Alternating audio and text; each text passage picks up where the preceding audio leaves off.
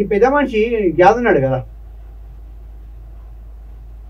ఈ పెద్ద మనిషి అయితే పొంగులేటి శ్రీనివాసరెడ్డి, ఈయన చరిత్రనే ఒక సంచలనం, ఈయన రాజకీయమే ఒక సంచలనం.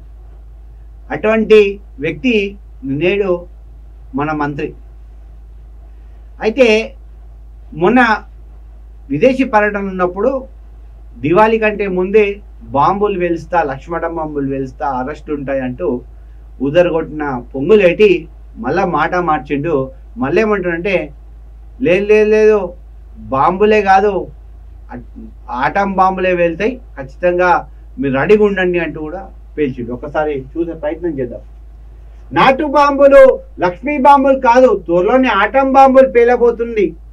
దీపావళి లక్ష్మీ బాంబులు కూడా పేలలేదు, తుస్సుమంది అన్నారు. నాటు బాంబు కాదు, లక్ష్మీ బాంబు కాదు, తప్పు చేసిన వాళ్ళకు ఆటం బాంబు పేలుతుంది. పొంగులేటి శ్రీనివాసరెడ్డి కరెక్టే సార్, ఎందుకంటే మీరు స్కాన్ చేసిరు కదా, ఈడీ మీ నాయకుడే ఈడీకి సమర్పించిండు, మీరు స్కాన్ చేసినారంట, దానికోసమే మీరే రివర్స్ కౌంటర్ ఇచ్చుకున్నట్టున్నారు. ఎక్కడి ఈ ఆస్తి ఒక్కసారి చెప్పాలా మీకు? ఇంతగానం ఆస్తి ఎక్కడి నుంచి వచ్చింది చెప్పాలా, ఏ విధంగా వచ్చింది? ఒక సామాన్యుడు చూడండి, ఒక సామాన్యుడు ఒక 10 సంవత్సరాల నుంచి పాలదంద చేస్తున్నాడు అనుకుందాం. వాడు కోటీశ్వరు కాలే, బిచ్చపోడు అయిండు. దాదాపు నేను ఈ జర్నలిజంలోకి వచ్చి దాదాపు 15 సంవత్సరాలు అవుతుంది.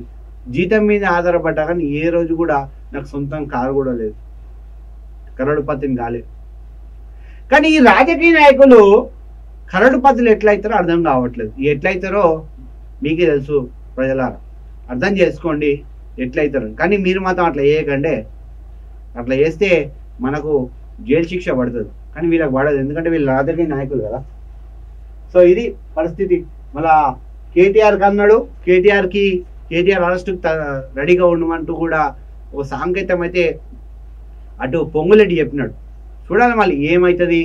కేటీఆర్ నిజంగా అరెస్ట్ అవుతాడా? ఒకవేళ కేటీఆర్ అరెస్ట్ అయితే మాత్రం ఖచ్చితంగా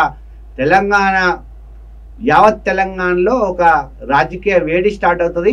ఖచ్చితంగా మార్పు జరగబోతుంది అనేది మాత్రం ఖచ్చితంగా కనబడతా ఉంది.